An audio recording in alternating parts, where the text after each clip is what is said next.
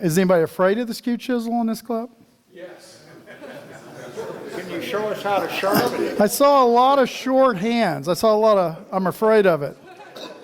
Is it hurt you? Or just your self-esteem? Has anybody tried it and it wasn't pleasant? Huh? Yeah. Well, a couple of things. I got a couple of websites, alanlacer.com, alanlacer.info. Somebody said one of them wasn't working very well today. Sorry. And it's got a link to my store. I've got an online store. A number of years ago here, I had an artificial shoulder put in, and I was out for many, many months. So when you're self-employed, there isn't a lot of income when you're not doing anything. So I built a store with my index finger on my other hand. And this is the remnants of it. That little catalog is what it is.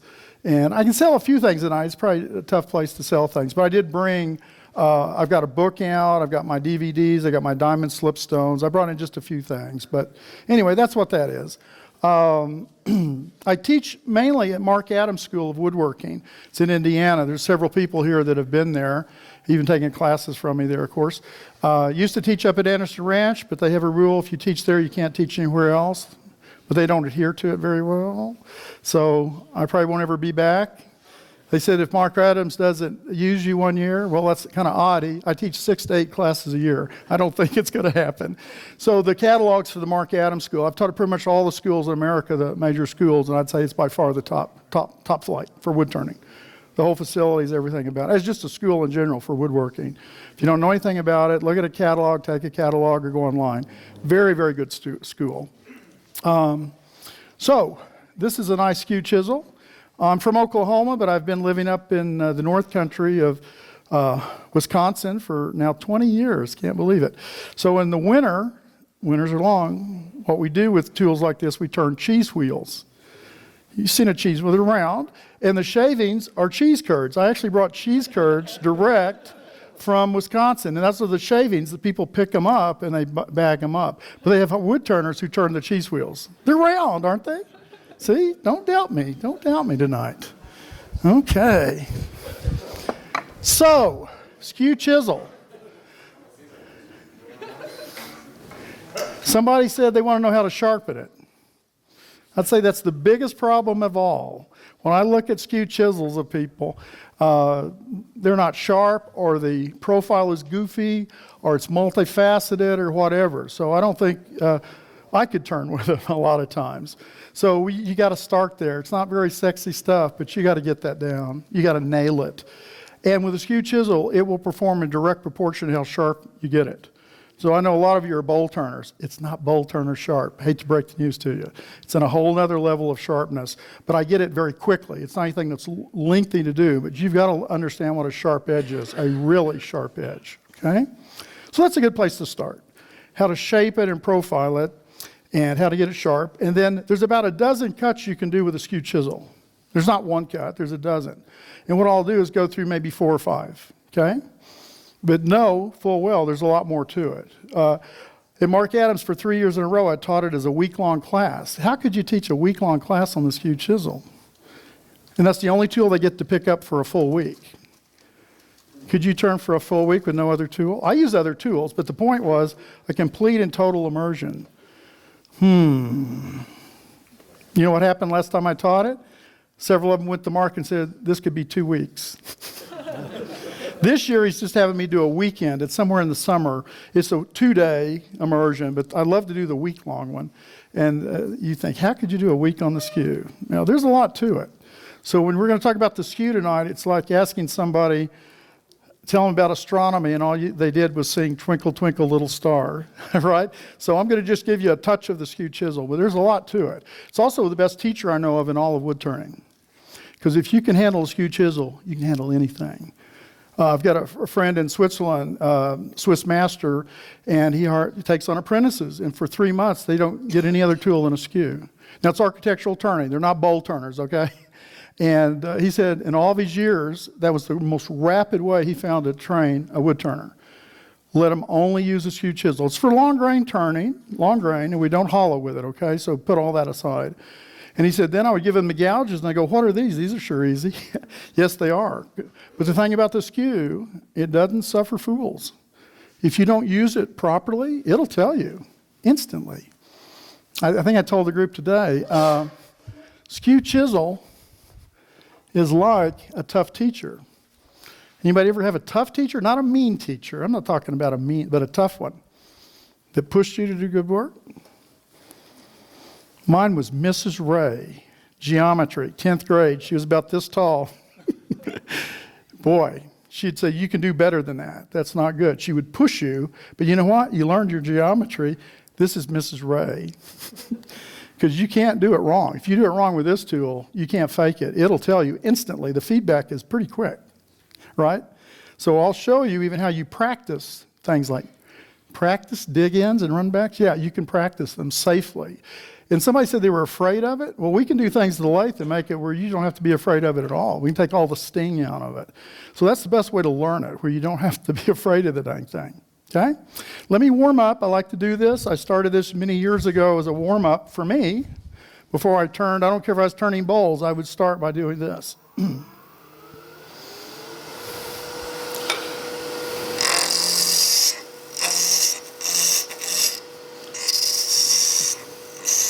This is Osage orange. That's one of my favorite woods, Osage orange. I've planted it up north, but the cutoff is 20 below. I left home Sunday morning, it was 24 below zero. Oh, not wind chill. Wind chill is probably 35 to 40 below. So my bodark won't grow. It grows in Oklahoma, grows in Kansas, grows in Missouri, grows in Arkansas. I don't know if it grows in Colorado. I don't think it does it? It's got about 10 names: Osage orange, bodark, horse apple, Osage orange, Osage apple. In Illinois, I found where they call it monkey brain tree. That's a funny name. Have you ever seen the fruit? I guess it looks like a monkey brain to somebody. Yeah. Sorry? I'm having trouble here. That's why I warm up. Boy.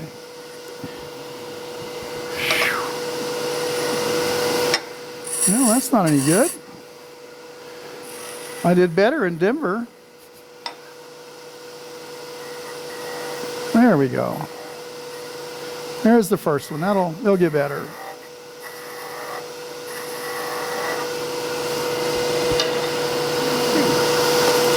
Yeah, it's not fabulous. Oh, these are the big ones.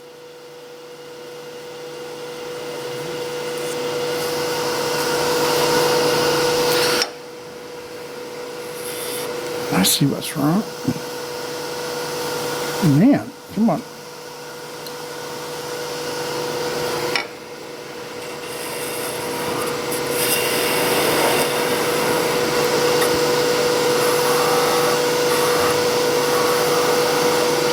Can I borrow your hand? Can you reach under there?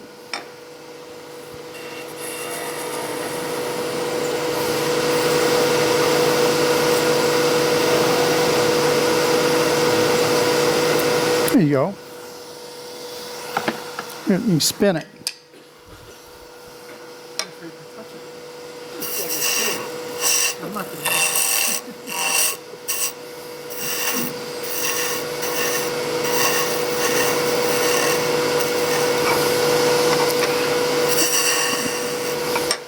See if I can get a good one.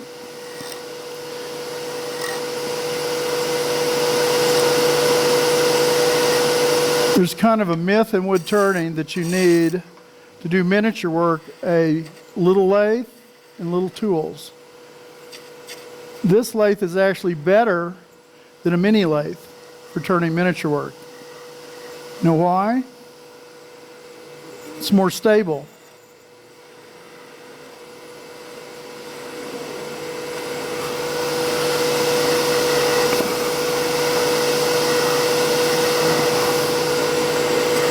There we go. Do a little double. Oh, I'm hitting the metal. Oh, I'm hitting my spindle, aren't I? Boy, I'm just not seeing tonight. Boy, something is. I'm just seeing a blur here.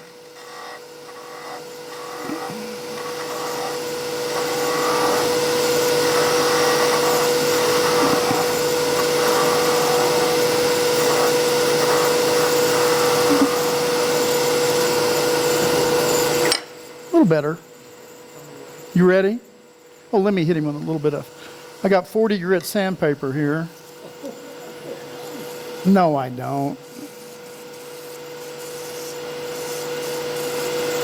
Do we have a good top spinner in the group? Larry? Where's Larry? Come on up, Larry. Show him how to do this, buddy. You want to catch it? Do you all know Larry?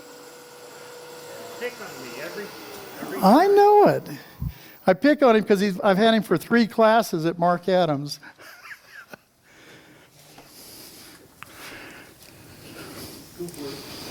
Look at that, man. Well, okay. Oh, you know what? I left a little bit of a nib, didn't I? Try the other one. Try the other one. Let me get rid of that little nib. Well, I really didn't do this one so hot. Oh, it was the best one I ever made in my life. It's gone. It's gone. All right. Larry, thank you. That was my best. Oh, I'm sorry. All right. Oh, I do stuff like this. I'll leave you with a mystery. I guess it's a mystery. In Scotland, these are called, it looks like quash, but it's pronounced quake. Everybody know what a quake is? You drink your scotch. And some of the early ones, they used them for bloodletting, but they became a thing for drinking scotch. But what the little mystery is, I turned this on a modern lathe and I actually turned between the handles. So the question is, how did I turn between the handles? The group today didn't figure it out. No, one axis. One axis. One axis. So if you figure it out, I'll give you a cheese curd. Anybody figures it out? If you don't figure it out, you get 3. No, don't do that. Okay. Let's get to this skew work. Why is it called a skew chisel?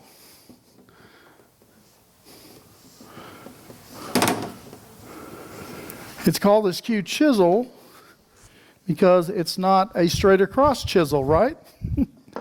So here's a traditional skew chisel. Looks like that. Where do you want me to stand? Right here? Does that work? Nobody sells a straight across chisel anymore. I think they did when I first started. You could find some English companies making them. But you'll find out a skew chisel is far superior than a straight across chisel. If you try to straight across chisel, you get a lot more of those fun things called dig-ins and run-backs. So if you cut away some metal like this, it's really a clearance angle is what it is. But also for certain cuts, it's a viewing angle. I can look right over the top and see what I'm doing.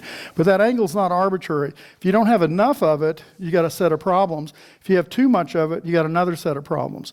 So without going into all the reasons why, I'll just tell you, even historically, I find this in old books, old turning tools from long ago, 70 degrees from point to point is very common. And all that is a balance between extremes. So we looked at tools today when I teach classes, and a number of them were way off, either no skewness hardly or exaggerated skewness. So try to hit that 70 degrees if you can from point to point. Meaning from long point to short point. I'm going to call it the long point and short point, okay, as I turn. Because certain cuts, it really depends on which point you lead with. Okay, that's very important. Another thing that is important is this angle where it crisscrosses. A machinist would call that an included angle. And I don't do that. I go this way. I take the thickness and multiply it times 1.5, and bevel length is a lot easier to express the same thing. So if you have a real thin skew, it has a short bevel. If you got a thick skew, it's a long bevel. If you have too short a bevel, what do you think the problem is? What will happen? It's hard to find. And this is not a scraper. I'm sorry. A lot of people turn them into scrapers. It's going to work by rubbing the bevel most of the time. So you'll have trouble finding your bevel, and that causes problems. And you also can't get it very sharp. This big included angle, like on a splitting wedge, it's hard to get that very sharp. You can get a straight razor a lot sharper. Why? There's still edges.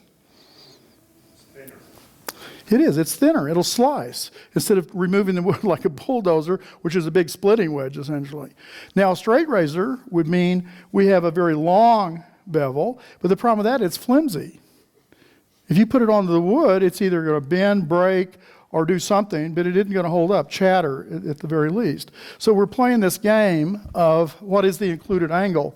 So what I use, I don't know if you can see this, 1.5 times thickness equals bevel angle, which is the same as bevel length to me. That really is bevel length, okay?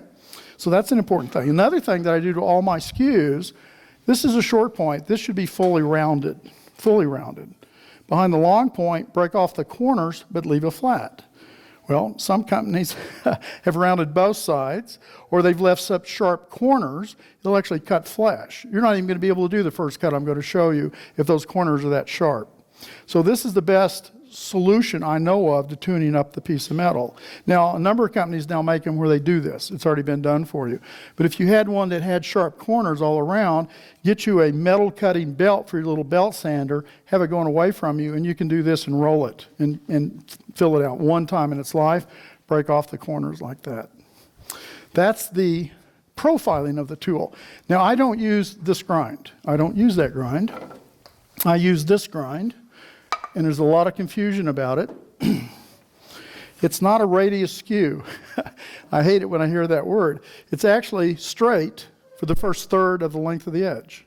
Straight. It's a right angle at the long point. Then there is a curve. Still 70 degrees, point to point, 1.5 times the thickness, fully rounded, corners broken. I need a flat right here. So that's all important to the tool. This one has about 8 advantages over a traditional one. As I go through the cuts, I'll show you the pluses of this. Has one downside, harder to sharpen. So what? Learn to sharpen it. Don't avoid it. I'll show you. It's not that hard. So let's talk about sharpening. If I had a traditional skew that I only carry, and I don't use them to show you, I would come over here, color it in, just one part of it. That's all you need to do. And these are called, why? Because woodturners use them in sharpening. That's where the name came from.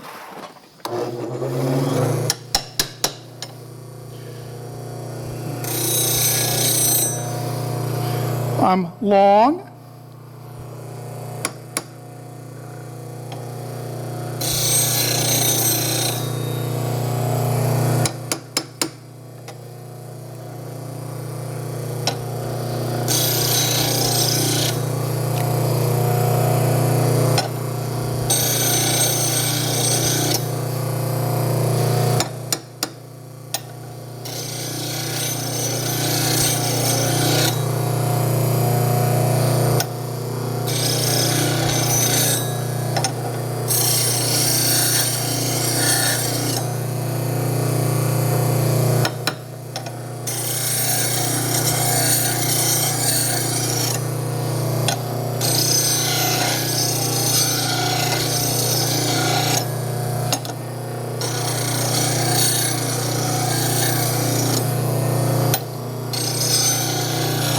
There. So after a parting tool, that's probably the easiest keen edge tool to sharpen. Scrapers are easier than anything. So what I'm after is a single facet and a very slight hollow grind. Okay? That's what I'm after. Easy to sharpen. Shouldn't give you any problems. What you need is a good platform. I think for the money, this is still the best system out there. It has one problem on the next tool that I'm going to sharpen. My grind that I like, it's got a high point right here when you buy them. This one has a high point. That's not my platform. That's somebody else's. Came off that one. There's a high point. You can actually, I don't know if you can see the polishing. Can you zoom in on that? See that? It's a problem. It's a problem. Because what it's going to do, even with this one, it raises it up. But when I do my grind, that would actually lift it up a little bit. You're getting kind of a funny grind. I've told one way about it. They weld this on, it warps it, they put it in a press, they don't get all of it out because they say, why do we need to get all of it out? Well, because of what I'm about to do, I need to get all that out. So here's mine, it's flat, it's perfectly flat. Well, not machinist flat, flat to a wood turner. Okay, it doesn't have a high point. All you got to do is take a mill file. All you have to do is take a mill file, plant your feet, pull this out and just file it. It's mild steel. It's going to file very quickly. But get rid of that. Get rid of that. So here's the grind that I like. What I need to do is concentrate on the straight section first. Be sure I nail that. It's going to be close.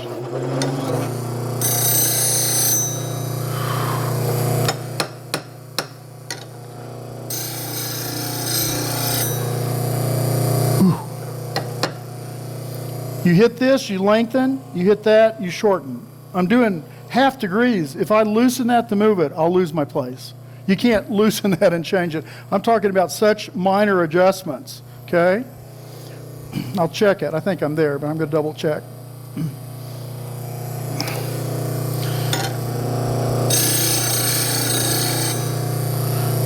Yeah, I'll go with that.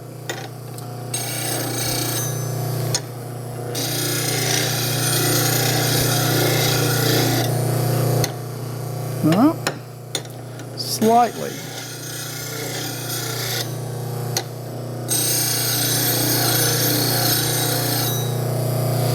Okay, here's what makes it different. On a big one, I use my fist, and I fan it, and I stop when it's more or less horizontal, and just fan it right back.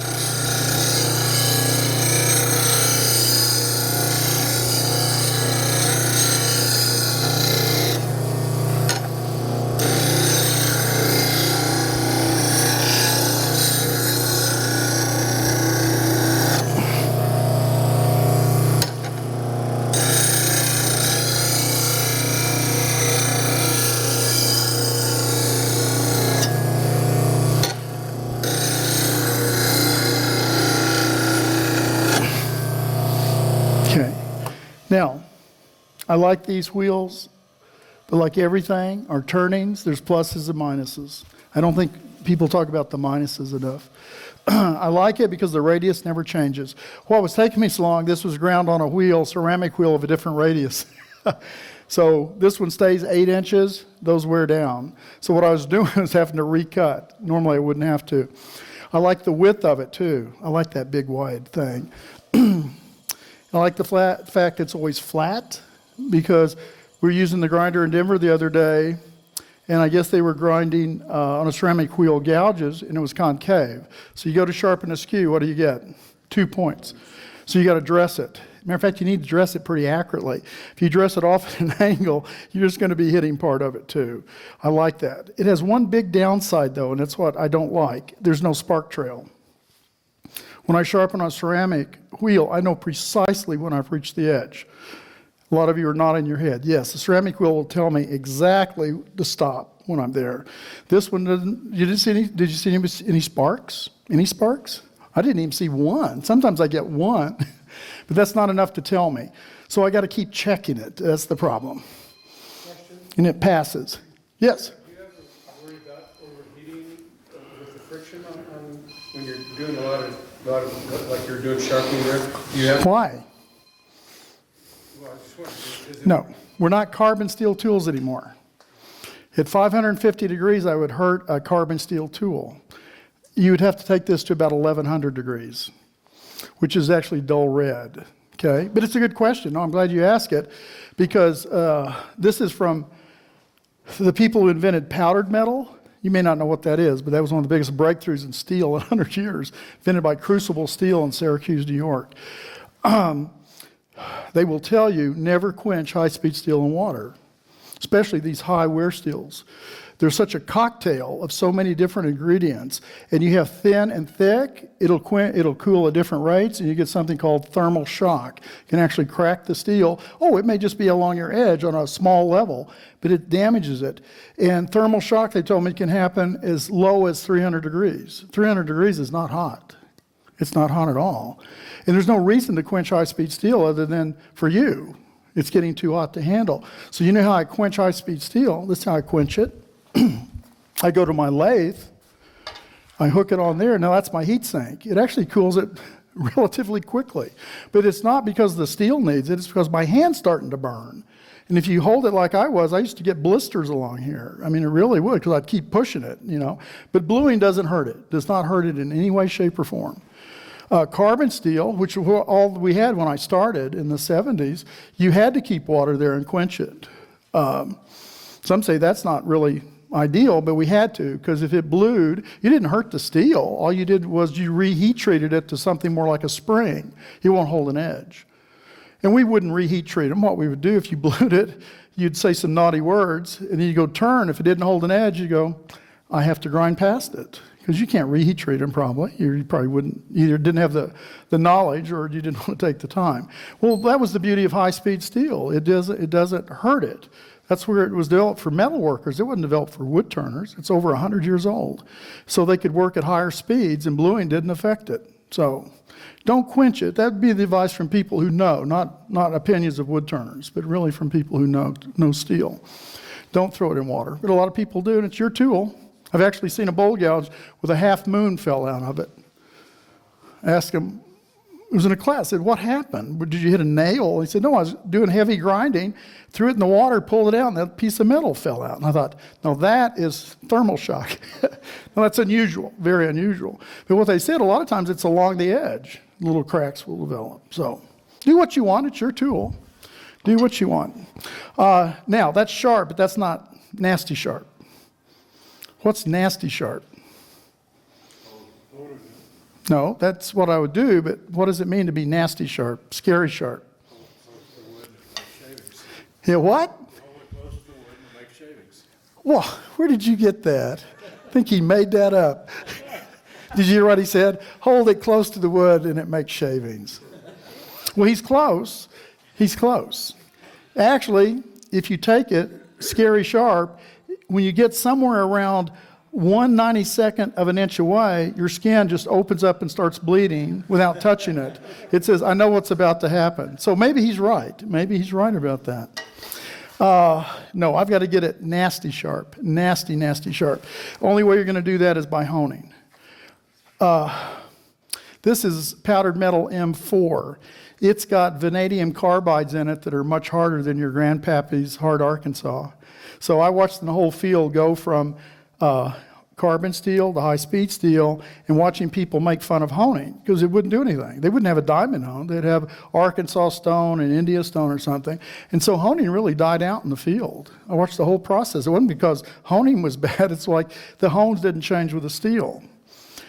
If you want to hone this, there's only two materials that will really hone it, diamond and CBN. CBN, there are hones down CBN, but it's still only about half as hard as diamond, so why mess with it? I'd rather go all the way up to diamond. And there's cheap diamond, there's $6 diamond hones, there's $200 hones. But I need to hone this with diamond. Let your budget decide.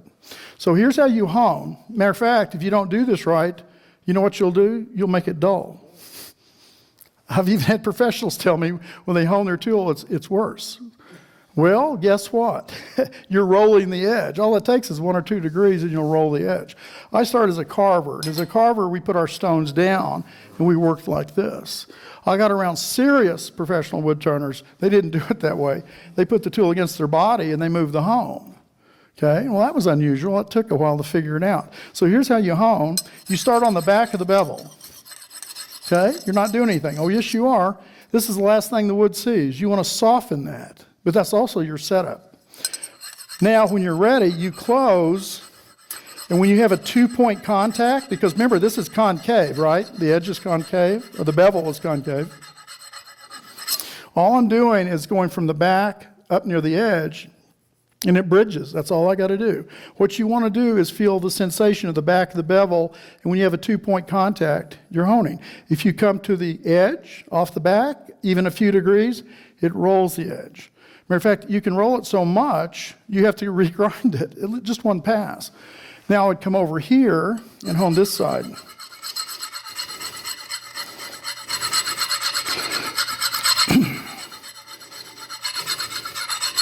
So you just feel. There's nothing to see. There's nothing to look at. You're going to feel. Some people do better in learning of putting the tool down, have a workbench with holes in it. You don't want this to scoot on you. You can get cut. And do it like this, where it's very stable, like that. I've just done it so long, I just put it against my body. It's one reason I like long handles too. But I put it against my body and hone it. So this edge is not one edge, it's 4 edges. This face has its own geometry. That has its own geometry. It's very weird, but sometimes it's sharper this way than that way. And you go, well, that doesn't make any sense. It's the same edge. No, it's really not. It's got its own geometry. I use 5 cuts. I use the long point. We hone that. I do 2 cuts. I use the short point. It's rounded. Doesn't matter. Just make a few licks on it. Not going to hurt anything right here. Now that's getting pretty sharp. That's getting pretty sharp.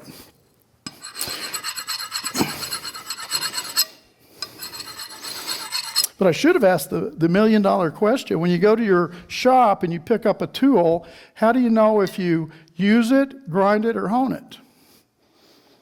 And if you were at my demo the other night, don't answer. How do you know? That's true of any tool you pick up. Do I use it? Do I grind it? Or do I hone it? How would you know? Anybody out there? Who is this guy? Who brought this guy? I think he's an Okie. Are you an Okie or a Texan? Which are you? You're one of the two. What is it? What do you do? What? Oh, I've never had that as an answer. What if you forgot to?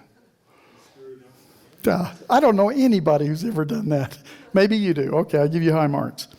No, we do a bench test. We need a bench test of a tool, okay? Scrapers, covered that the other night, totally different animal. No, a keen edge tool, we do something quite different. You'll hear different stories. Some like to shave. Not a very good technique. Since I use that point, you're not going to do that. You'll open up your skin. When I meet the shavers, I often hand them a big roughing gouge and say, why don't you shave with that? I don't let them. It'll cut a trough in their skin. There's the fingernail people. Not so good. A doctor said you can open up the thumbnail or whatever nail to fungal infection. I don't think you want that. Then had a carver tell me recently what she does. She cuts into her thumb a little bit. If it bleeds but doesn't hurt, that's sharp. No.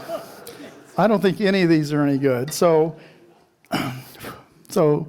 what does that appear to be? Again, if you've had me and you know these things, this is called a light trap. Or I like to call it my reverse flashlight. It doesn't send light out, it actually sucks up light. Is there such a thing as a reverse flashlight? You just seen one. It looks black, but to be honest with you, there's no black on this metal. These are box knife blades. Where are they black? They're not black at all. What the theory says, if you put enough sharp edges at a certain level of thinness, and that's what sharpness is and dullness is thickness for us. If you put enough together, it becomes a light trap. It doesn't reflect any light at all. No matter which way you present it, it's sucking up the light. We're going to use the same concept. You need a good light. These are the worst lights to see it in. They're diffusing the light. And I'm having trouble seeing, to be honest with you, right here. I get it in the light. I got to move it through the light. The best thing is a light at your lathe and one at your grinder. When I'm grinding, I'm tilting it towards there all the time because it'll tell me if I've missed a place. And what you're looking for is whiteness. Whiteness is reflection. I guess this is the zen of sharpening. Actually, you can't see sharpness. You can see dullness. So what I'm looking for is black. Now, I can get it sharper than black, just basic black, but I'm just saying that's a bench test. That's a bench test, okay? In time, you'll know when you need to grind and when you need to hone. My rule of honing, if I can't hone this in under 30 seconds, well, I give it a minute. If I can't hone this in under a minute, go to the grinder, okay? When I'm working, honing is very fast, usually under 30 seconds. But if I feel, well, I'm going to try to hone that into submission, give up. Go to the grinder. 600. As a carver, people used to brag about how many different grits they had. I've got water stones that go up to 80,000 or whatever. And I got around serious turners. No, they had one grit. You kind of pick a grit that has a good stock removal, but also produces a fine enough edge. And I've made hones for many years. I've let people try all different grits, and we all kind of came right back to around 600 is a nice balance. A turner doesn't need a 1200 or a 2000 because of how much wood we remove. Yep. Oh, okay. So he's sharp. I think he's sharp. Get the lathe friendly? I think it is. Anybody want to have me do a little surgery on you? The tool rest has to be friendly. Yes? Bungard is about to shut the gates. If your car's in their lot, you aren't going home tonight. Where do you go? You go over into the woodcraft lot. No, I mean, if he gets locked up, where do you go? Okay. I don't like that. That's rugged. They really lock you in? They really will. That's not good. I guess that learns you. That's right. So it's you. Oh, my gosh. Is he still a rebel? Is he still the rebel I always knew? I'll park where I want. Okay. Okay, I think I lost my train of thought. I don't think I did. We need the tool rest to be clean. If it is full of nicks and divots, the first cut I'm going to show you, you can hardly do it. So we want to make sure. This is a robust one that I like for two reasons. One, it's made for a spindle turner because of this. This is for an underhand grip. Bowl turners don't need this and seldom ever use it. The British call this a hand rest, not a tool rest. Because in underhand grips, this really is where my hand goes. And that's nice. That's a nice full curve. And he welds on a piece of very hard steel that can be heat treated in place. So it's extremely hard, very hard to nick even. You can hardly nick it. But if I didn't have that, like the one that came with this lathe, it's a cast iron tool rest, I would just simply file it with a mill file and get it cleaned up. And then for skew work, I actually wax it. Just a little. And don't use beeswax, it's too gummy. Just use paraffin, that's an old candle. Here's what you're looking for. Zero gravity, see that? It floats. I mean, I don't feel any kind of resistance from the rest. We had mini lathes today and didn't realize it. The rest is so poorly designed that when you're doing the first cut, you're not hitting up here. You're hitting at the back of the rest because of the way it's designed. And some of those are rough castings and they were having trouble making a cut. And all it turned out was it was the goofy design of the tool rest. This is important to me. It doesn't seem like an important thing. Is it just a fulcrum? No, it's a lot more than just a fulcrum. Okay. Some of my friends who said they were afraid of the lathe. Can you get over that? Is there a way? Sure there is. Depends on what you drive with. I don't use a spur center anymore. I haven't for many years. Matter of fact, two of the most expensive lathes in the world don't come with spur centers anymore. They don't supply their lathes with spur centers. Is anybody afraid of a dig-in? I don't have to be. I'm controlling this by how much drive I give it.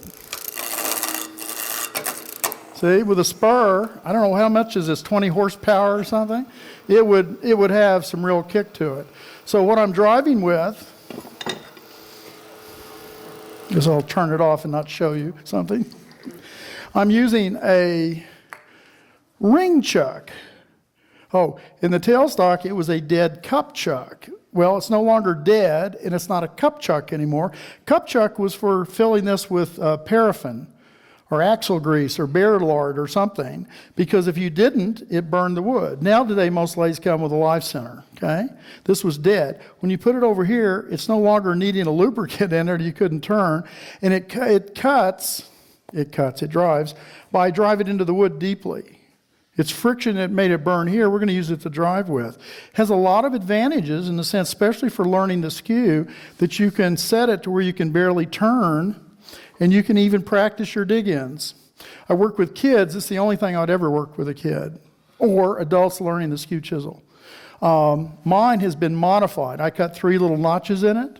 Here's the way they come. They come just like this. And use them like this. It's the way they are from One Way and Robust, both. They come with what they call a safe driver. If you want a spur, they'll sell you one. But I don't use them. And a lot of people don't now. So here's what we're going to do. We're going to rough this piece. You can rough with a skew chisel. What I mean by roughing is remove the corners, okay? Now, if it's 12 inches or longer, I pick up a roughing gouge. If it's bigger than 3 inches, I pick up a roughing gouge. But if it's this size, I will just plane off my corners. I'll go ahead and give it some drive. See, I can control the amount of drive by how tight I wind this. See, if I don't want it to slip, I just give it a little more drive. So I can just push off my corners. See that? And if I'm not talking, you can do it sometimes in one push on a little piece.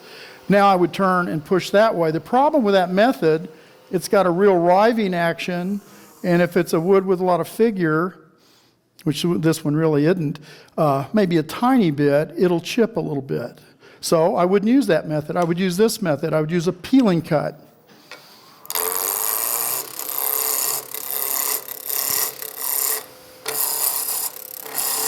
The beauty of this is there is no riving action and there's no split wood. It's fuzzy. It's not as fine as what I'm going to be able to get here, but I get 0 chip out. The piece of wood will tell you which one it'll take. The peeling cut also removes wood very rapidly. So all that really is a wood wasting cut, but we can use it to just take off the corners. Tool's held very low like this, and I'm using that little straight section to peel with. Planing cut's the important one. This was a finishing cut. Get rid of some of that.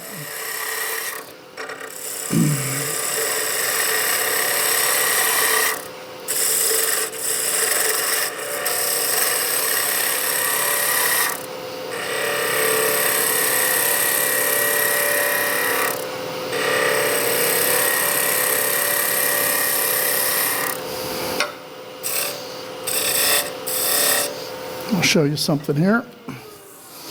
Okay, who's got good touch up there? Boy, it's dusty. What grit of sandpaper would that feel like on that area to the side of the lines? No, other side. What does that feel like, grit-wise? 220? Give it to somebody else. Hold this, I'm going to run on it. 220. Pass it to somebody else. Don't let him have any cheese curds. Don't let him have any cheese curds. Well, tell me, what does it feel like? What does it feel like? Smooth. Well, Mighty, mighty smooth. I like you. I like you. Mighty smooth. Oh, it had dust on it. That's why you felt that. No. My point really is 100 years ago, this was sandpaper and long grain turning. It's not a roughing cut. It's a finishing cut. If you ever try to use a hand plane where you stuck the blade out too far, how well does it do? It doesn't. Neither does this. It's a good name for it, the planing cut. Because if you stick it out too far, it chops through the wood. It's controlled splitting, isn't it, at that point? No, it's for finishing. It's for finishing off. You might have done a lot of your work with a gouge. You chase it with a skew and a planing cut. But it's the first place you meet some of its bad sides. This is where you meet the run back and the dig in. When you do your finishing cut, use your skew flat. No. Nope. Even when I roughed. I know it's hard to see. Here's what it is. Does this help? It's up. My finger's the tool rest. It's up. Nope, I'll do that. Why don't I do it towards the camera? See that? It's not flat on the rest. That won't be as good a cut. It's up like this. You always go to the tool rest, then go to your bevel, and then that's the cut. Notice the shavings coming off too tell you it's probably a pretty good cut. It also tells me it's a sharp tool. Now, here's a run back. This is the most common problem with a skew. Everybody's afraid of the dig in, but this is far more common. You're coming along, and it does that. Or if you're going this way, it'll do that. Or it happens, you're going to come up, I just want to turn right here, and it does it like that. That's not a dig in, that's a run back, runs backwards. And there's only one cause of that. Anybody know what it is? No bevel. How long? 1/4 of a nanosecond. How long is that? Not very long. No, if you lose the bevel on this, oh, look at that. That's actually kind of pretty. There's some woodturners I know would call that surface design, surface texture. I know how they do it now. I wondered. Golly, that is kind of pretty, isn't it? All right. No, tool rest, bevel, cut. If you raise it a couple more degrees, it'll just run right back on you. So here's the problem. You can't see it. It's possible to see. I call it the door hinge angle. It behaves just like a door hinge. And it's underneath. You'd have to have your head somewhere under here. So you feel it, tool rest, bevel. The door is closed. Open the door to cut. But when you find that magic angle, don't raise it anymore, it runs back. Or if it happens like this, you're just going to turn right there. It happens as soon as you touch the wood. You went from tool rest to cut. Tool rest, bevel, cut is what you've got to learn to do. It makes you to be very deliberate. Matter of fact, when you first put it on the wood, you can pause. There's nothing wrong with pausing. It's like being on base in baseball. They can't harm you. But raise it to get the cut and stay there. Now you can play with this feed angle because that affects the quality of the cut. Just like a hand planer skews the hand plane if they have difficult wood because you get a less impact, progressive entry into the wood. And also this curved edge has that built into it also. And this curved edge will do better on chippy wood. Now the dig-in is what terrifies people. That's what tends to get people is the true dig-in. You can find my tool bag. Is it going to bite me? There it is. Sorry, I need a different skew for this.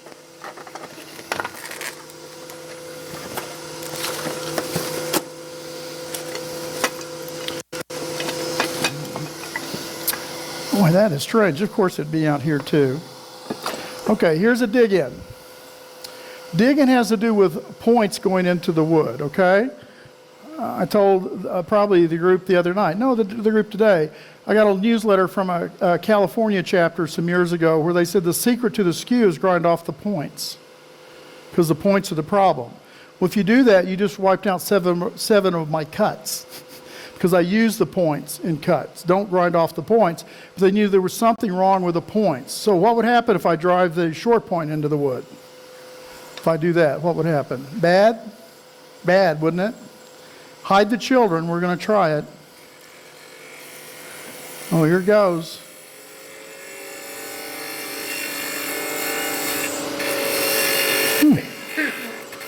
That wasn't so bad, was it? Matter of fact, if there was a detail right there, I would actually use the point to go right up to it and kiss the detail. That's not going to hurt you. Matter of fact, you can even plane with it, barely hooked in. Sorry, there we go. And there's our 220 grit surface. No, I mean, it'll actually do a pretty nice job. But we don't normally lead with it. We don't normally, because here's what happens if you go too deep with a point. It'll rag up the fibers, so we don't normally lead with it. Now what we lead with, above the short point, but stay out of the upper 1/3. Because here's a dig-in. This is a classic dig-in. There's an axis to the skew. Go right through the middle of it. When I present the tool like this, the lower half is supported by the force of the lathe. When I come above it, it's like a teeter-totter action, and it will progressively lose support to where when you get to about the upper third, here's what it does. See, right there, it's twitchy.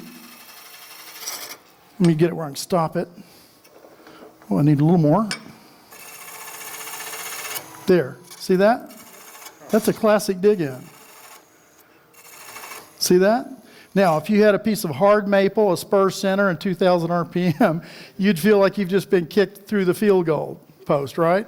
No, it has a kick to it. It really does. It's violent. It's not going to hurt you probably, but it's going to scare the dickens out of you. And when you come back to use it, because most of you wouldn't give up after one time, looking at this crowd, what would you do? You'd come back and try it again, wouldn't you? Does it again and again. After about the fourth time, you know what you look like? Somebody trying to rebait a set mousetrap. Could you put cheese on the pan of a set mousetrap? But you know what it's going to do, don't you? It's going to get you. And that's the way you approach your turning. No, understand what causes the dig-in. Understand what causes it and how to avoid it, and you shouldn't get dig-ins. You may go to sleep at the wheel occasionally, but generally, run-backs, even the best of us get them occasionally. But a dig-in, you should learn to avoid them. So how do you avoid them? And don't say, don't use the skew. That doesn't count. That is not the correct answer. So how do you avoid a dig-in with a skew? Do what? I actually do. I have people practice it in the classes with these kind of centers, right?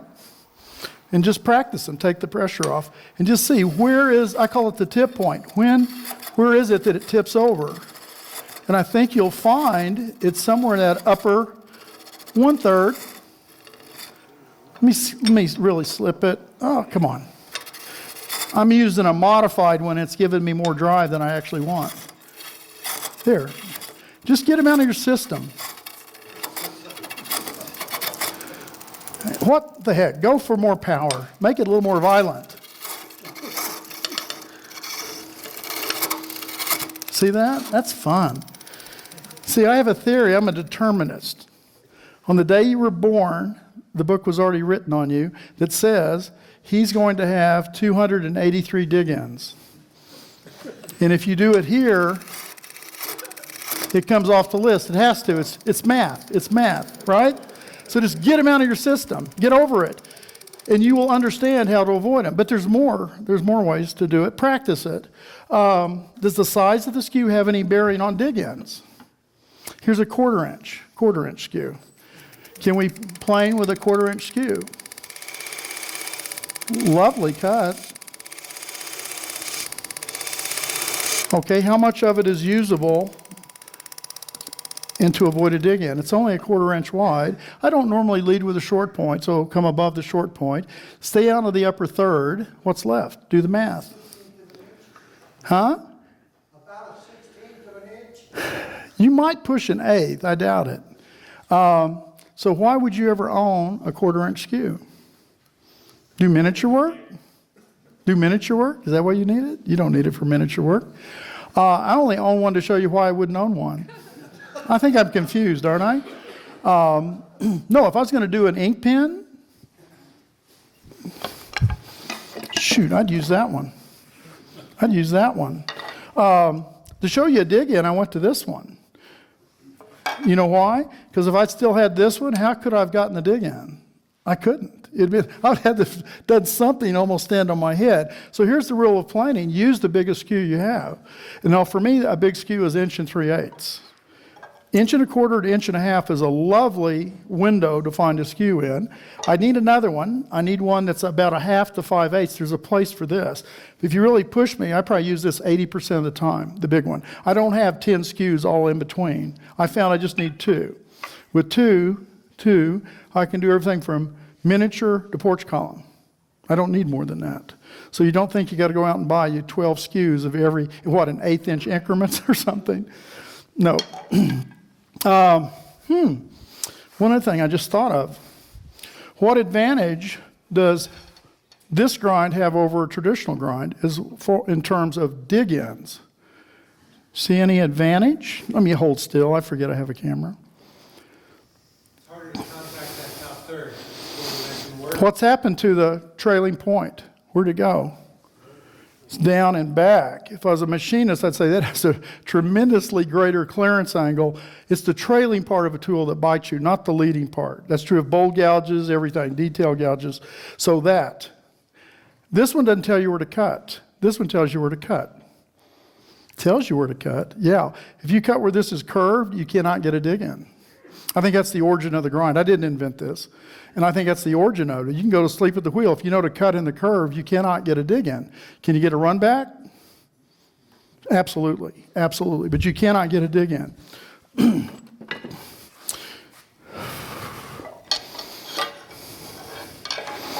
stay. Let's look at some other cuts. I haven't turned aspen in 100 years. I kind of like it. It turns pretty nice. I don't think it's my favorite wood of all time, but I think it's better than I would have thought. I find it is. I'll tell you this why I like it. For learning purposes, a softer wood is very, very good. Alder, or my favorite that I usually use at most schools and things, is poplar, yellow poplar. Where I live, it's about the cheapest hardwood you can buy. It seldom ever has a knot, and you buy it in the rough, it's extremely reasonable. And you get a lot of practice time from it. It's not a junk wood. We actually use it for things like even porch columns and paint grade furniture. It's not a junk wood, but it's a good one because the softer the wood, the sharper the tool has to be to really cut it cleanly. So it's a very good practice wood. I think aspen would be too. I don't know how you can get dry aspen. Don't learn in green wood for this. In bolt turning, I would advise that, but in this, because most of the projects we make are not in green wood. They're actually drier, so you'll fool yourself. Green wood cuts easier. Come on.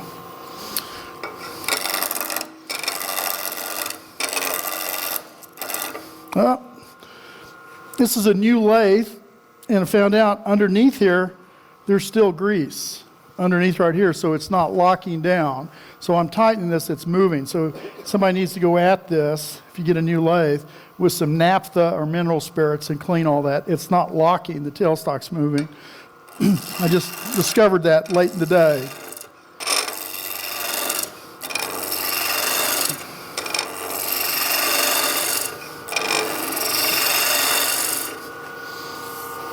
Okay, let's get rid of this too.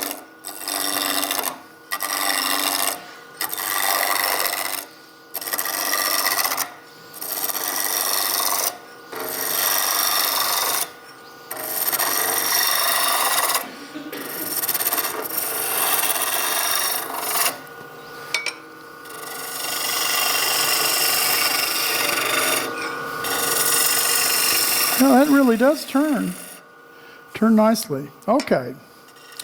So there's a whole family of cuts that we do with the long point, not the cutting edge, but with the long point. They're called the V-cut family. Now that isn't much of a detail, is it? Just a straight line. I'm taking the long point and I'm swinging into the wood. I'm not pushing it like that. Where would you ever use lines? I don't think it's too exciting, but there's a place for it, isn't there? Where could you use lines you cut into the wood? What's that? Yeah, to start them. No, absolutely. We'll talk about that. We're going to use. I'll do some pommeling here. Laying out. Yeah, for laying out. It's very good for laying out. Again, I've seen tool handles of things. People cut lines in them. Somebody today said, if you're going to burn a line with a piece of wire into a piece for detail, okay, that'll help you. That one is just a start for a lot of other cuts. Now here's one that I use that's a little more tricky. This is the angled V-cut. You're going to come in like this, and like this, and like that, and like that.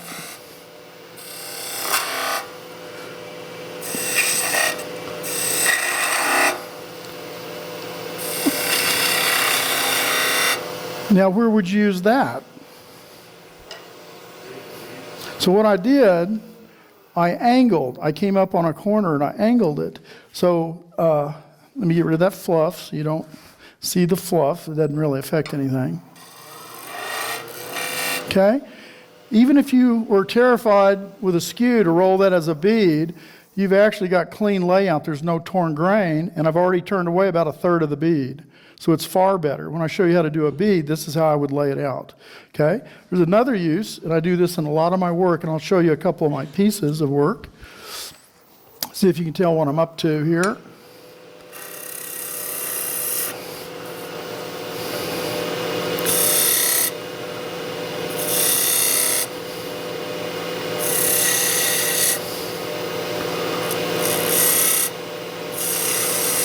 Okay, now I'm going to plane with a short point.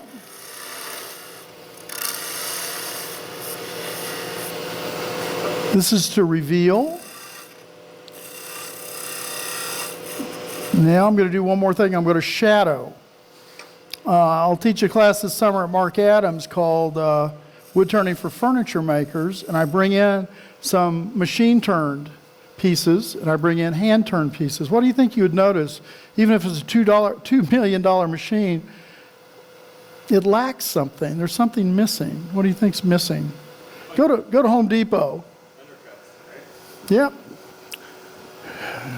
It's the crispness of the details, and if I shadow this, I'm going to come in and slightly undercut it, and you see a little shadow.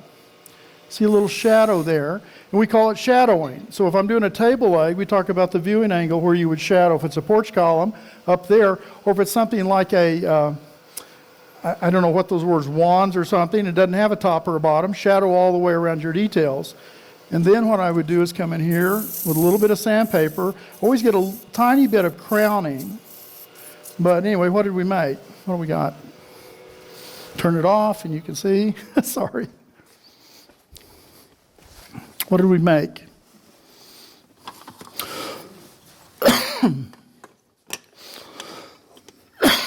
Boy, excuse me. What is it? What is it? A bead. Make little micro beads. Where would you ever use little micro beads? I do a lot of lidded boxes. Matter of fact, if I was going to do one thing forever, I'd just do lidded boxes of all kinds. So this is a little bead. I'd sometimes do it at the joint. Sometimes I do one. Sometimes I do two. Here's a little ingrain bowl. If you want to do detailing like this, don't do a face grain bowl. Do a ingrain bowl. So it sits on a micro bead. It has a bead here and a little bead on top. These are multiple little beads, and that's actually a box, holds glasses.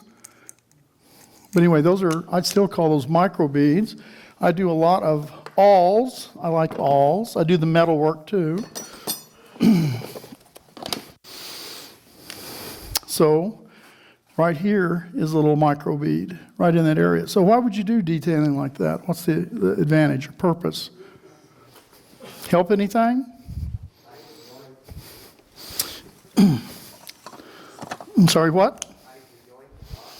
Oh, no, that's actually a very good point, because if you don't do some detail at the joint, it just looks like a cut line. I don't think that's very exciting. So box makers forever have done treatments. There's at least 10 treatments you can identify.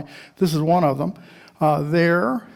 This is a little bead on the top. I've actually got a box where I do little beads into the full end grain. It's the only tool I know that'll cut a bead into the full end grain. End grain bowls. Does anybody do end grain bowls? Don't see it very often.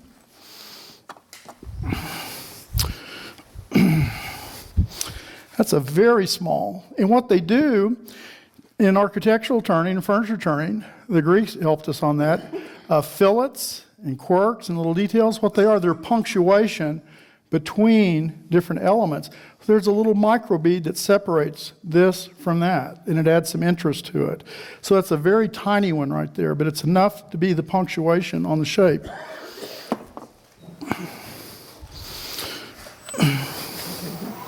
Yep. And the shadowing, because I'm doing it on a little piece, we do it on big pieces too. It doesn't matter what the scale is, but shadowing creates a little shadow with that slight undercut is also what it's going to do is make it look more three-dimensional. It's going to give a fullness to it. Does that make sense? Otherwise, it just likes, well, what is that? You don't want people to guess what is that, and that slight little tuck under gives it a little more of a three-dimensional look to the piece. I think it's very important. Now, one of the most important cuts of all with a skew is how you face off the wood. Oh, you know what? I should do this with a parting tool.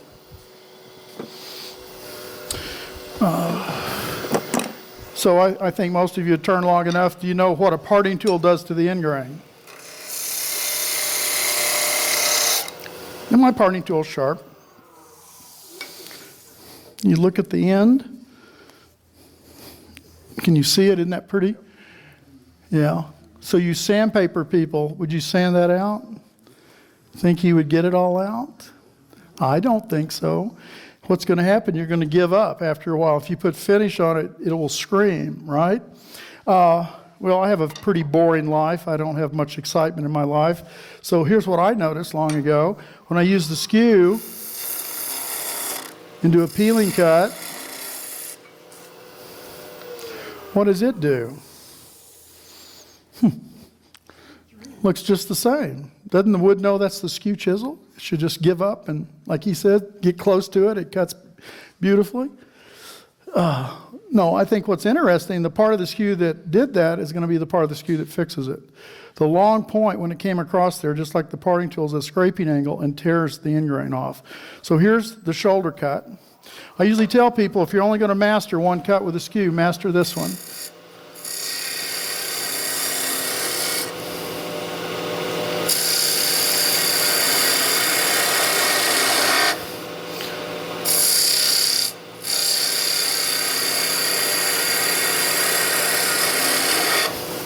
Let's see if I got past everything. Okay. Now what kind of surface? Can you tell?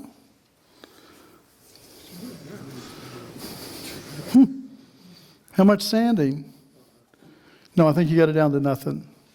No, and it'll do that on hard maple or pine or this or walnut or whatever.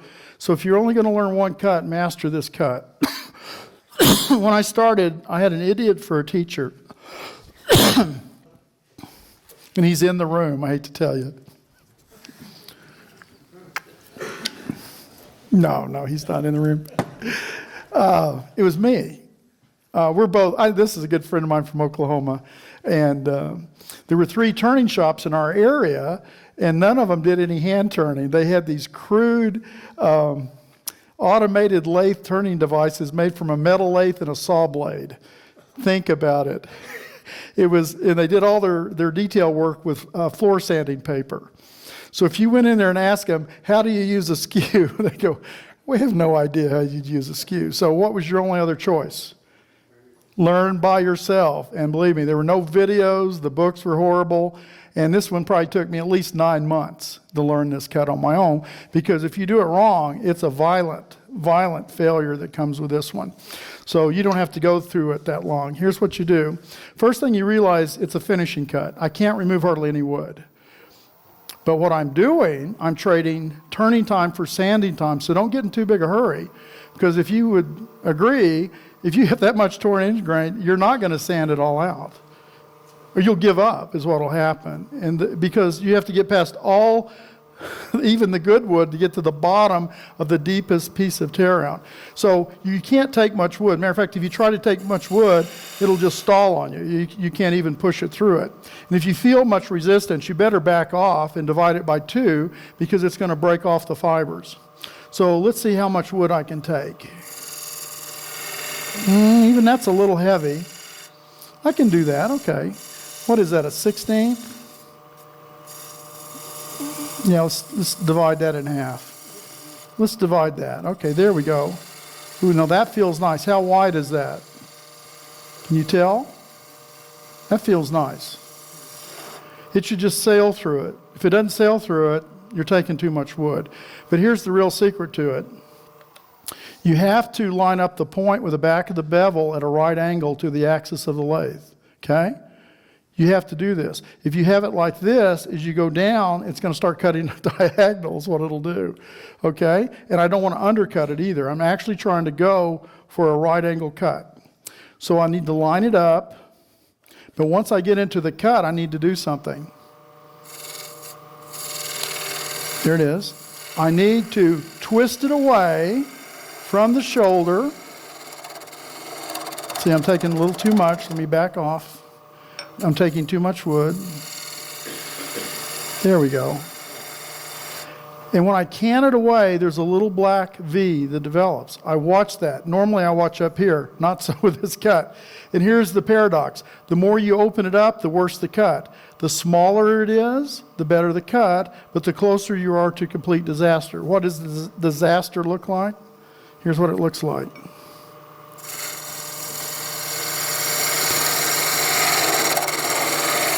There. That wasn't too violent because I slipped it. But see what it did? It hits the end grain and travels up and down till you can stop it. End grain can be 5 times harder than face grain, and that's why it has such a punch to it as it comes up. So I've got to keep the clearance angle going. I've got to keep the clearance angle tipped over. But some of the old English books used to have a clever saying, some of the best cuts in wood turning are right at the edge of disaster. This is, the smaller the clearance angle, the better the cut. But the closer you are to complete failure. It's like going to the Grand Canyon and hanging your toes off the rim. That's scary. Well, it's not that dangerous, but that's what you try to do. And follow through and always end with the point of the skew above center. Very important, very important. Okay, 10 minutes, okay.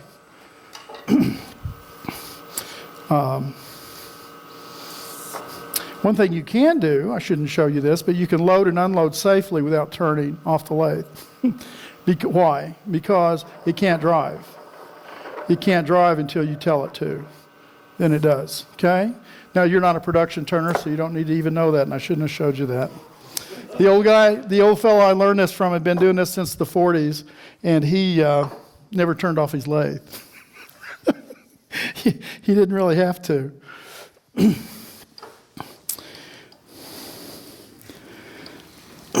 Okay. Let me just do a pommel cut and a rolling cut. Give myself a fence and don't fall. Do you have a pencil handy? You have a pencil? Pencil, pencil, pencil. Coming from everywhere. I just want to show you quickly here on a pommel cut.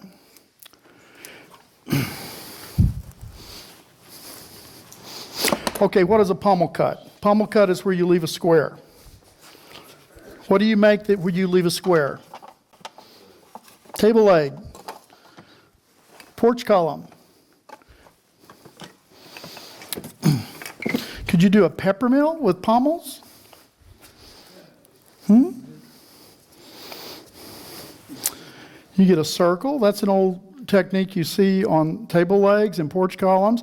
This is called a double pommel, where it comes together to form that. This is in this book I'm working on. This is a skew exercise, but these are pommeling. Also, I do door stops, which I'll bring those out if we have time. But pommels are not just architectural and furniture turning. There are other things you can make. So there's my line. This is square, that's round. So I'm using that V-cut to start. Now I'm going to peel.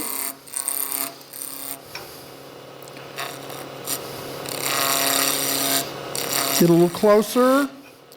Peel, peel. Don't go below. Because what I'm doing with these cuts, it's actually acting as a stop cut. The goal of a pommel is to preserve your corners. See, I still got a little flat here, which is okay. Now I'm going to cut up near the line.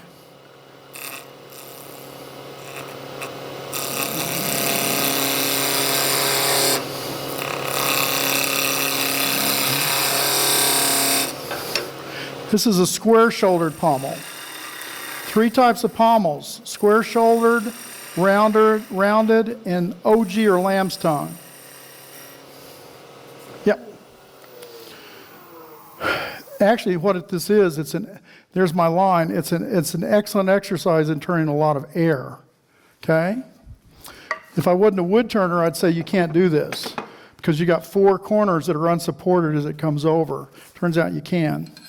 Now, I don't really like square-shouldered pommels because they chip real bad, but they are the start of the other 2. Here's a rounded pommel. I'll show you 2 ways to do it: a paint grade and a finish grade. Here's a paint grade. I'm going to use the point all the way through the cut. Okay, that's paint grade. So part of the detail is this little archway. See that? And it changes how far back you come. So if you're doing duplication of pieces or design, your own design, you have an end point and draw another line as your start point. Now that's not too bad. Got one little step. Here's a finish grade. I better hit that again.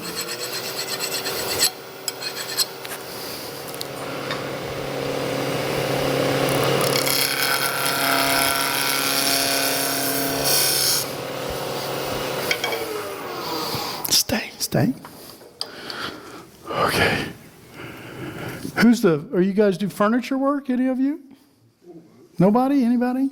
Okay, well, that's a finish grade. See if you can tell the difference. Do you have to sand it much? No. Matter of fact, you can't hardly sand a pommel. What do you think happens if you try to sand a pommel to fix it? What it'll do, it'll smear that design. See that? That's a sharpness of that. So you look at the balusters at Home Depot, $2 million machine, they sand everything. And what happens, it sands more on the leading edge than the trailing edge, and we call it a smear. That's why you can always tell good handwork versus machine work. So that's a finish grade. Be honest with you, sometimes shops would have me lightly sand it. It wouldn't take the stains. Now, that's not just really heavily burnished. That's actually from a clean cut. I'm trying not to overdo the bevel rubbing, but it actually would help that to hit it with a little 220, just to break off that little bit of luster. But pommels are a very good exercise. They're a very, very good exercise. Very good exercise in learning the skew.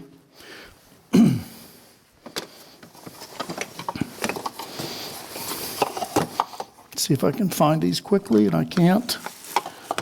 I had out my door stops, 2 door stops. You know what they look like. And I have 2 minutes. Good, I can do it. I should sharpen this and turn with it. You find them? Oh, these are door stops. That's an old production turner's technique. It's excellent because, for one thing, it makes you do a left and a right side of the pommel. You're going to find there's a challenge for the right-hander to do the left side versus the right side. You got to do a little problem solving. And you cut it at a diagonal, sand it. If it's going on a wooden floor, I put cork. Here's one of my favorite details, and that is a micro bead in the bottom of a cove. It's a very nice little detail. So think about it. How would you do that? Can you see that? Does it show up? Okay. Do I get these back if I pass them around? No? Sergeant of Arms?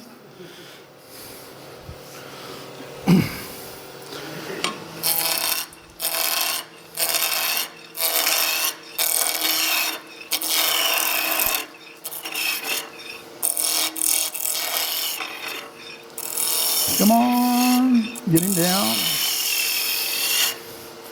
So how do you do a bead with a skew?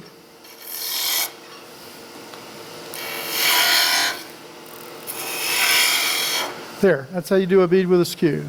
That's an old production turner's technique. What do you think? Think that would work? I'll trim it up for you. Stop. I can't get a gouge to do that, but I can get the skew in just 2 passes, actually roll a bead, and then you move on. That's a very hard way to do a bead. That's not the way I teach it. But I just wanted to show you what a skew will do. And look at the finish on it. I mean, you get a finished bead, you don't sand it. Here's how I do a bead. Here's how I do a bead. And this is how I teach it. Lay it out.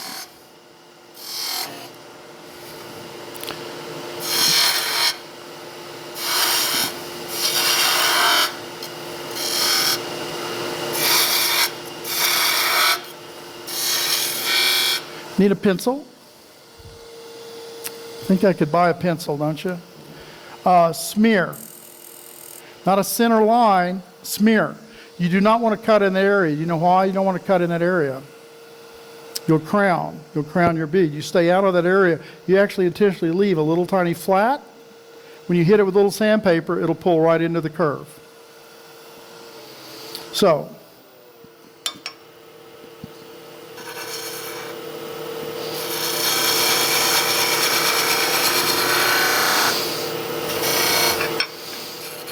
get out of there, little rat. There we go.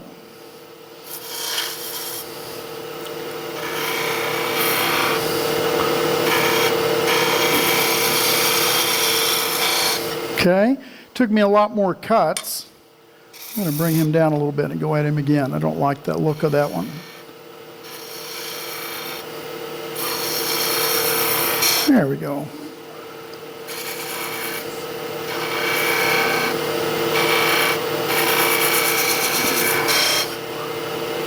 There it is, there's my little flat.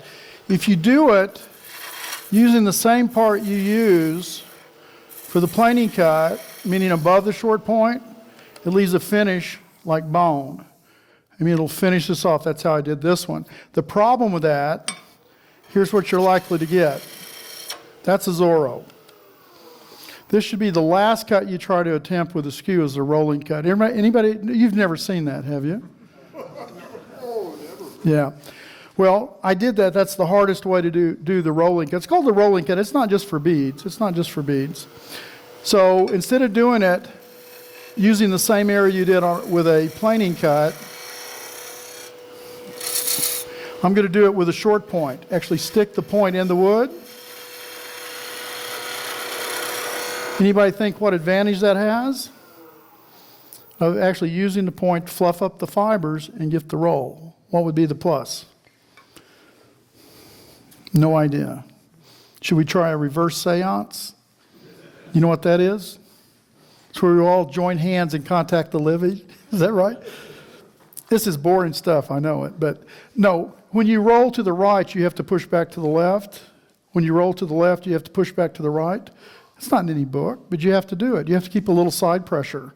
If you don't, you know what you get? You get a Zorro instantly. If you use the short point hook into the wood, it actually pinches it and holds it against the side of the bead, and that's also the correct cutting angle. It's slower. That's its downside. But you know what? Don't worry about time. Worry about good work. It's far more important.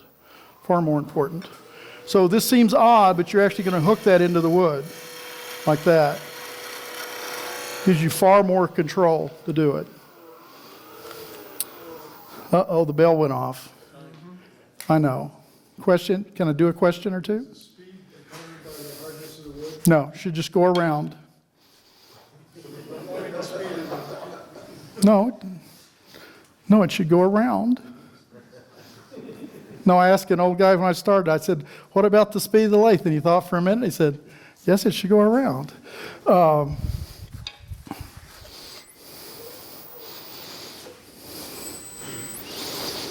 There's 200 and something.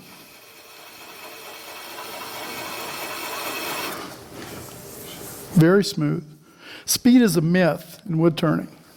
Probably the best box maker of the 20th century did all of his boxes on a treadle lathe.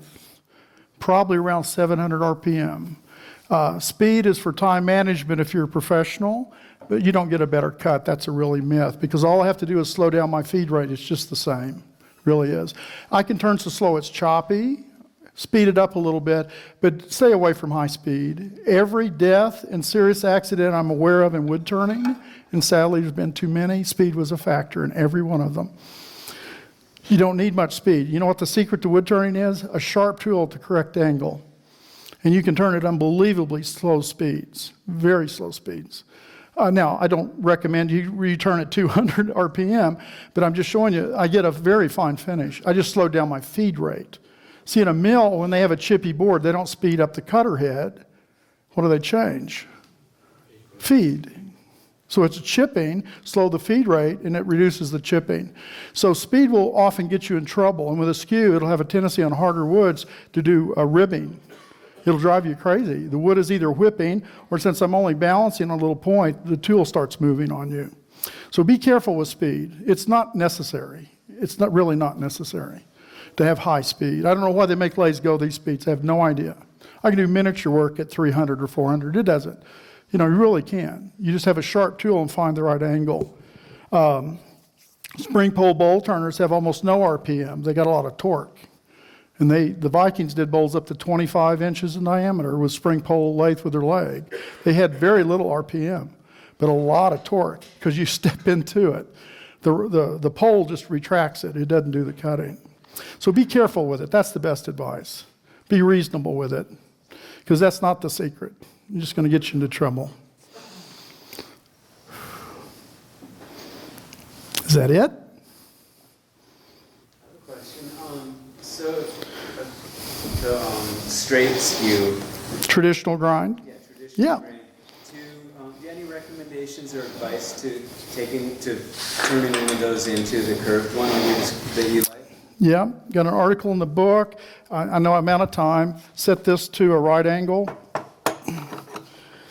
I use a 46 grit wheel. I would take the traditional one, stick it in, create a right angle, then do the curve, have a protractor define 70 degrees. I can convert one in probably under 5 minutes. I mean, it's not a big deal. Just set that at a right angle. Don't do it on a CBN wheel. Get you a rough, I like this setup. I keep a coarse ceramic wheel for rough work. That's a finish wheel, okay? Cut it square. Square first at the long point. Just make it square, bring it back 1/3, and then start doing your curve, but note where from point to point it's still 70. It's very fast.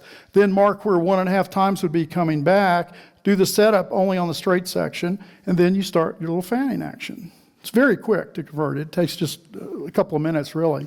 It's not a big deal. When you talk about the bevel face being 1.5 times the thickness, you're taking Bevel length, 1.5 times the thickness, and come back that far.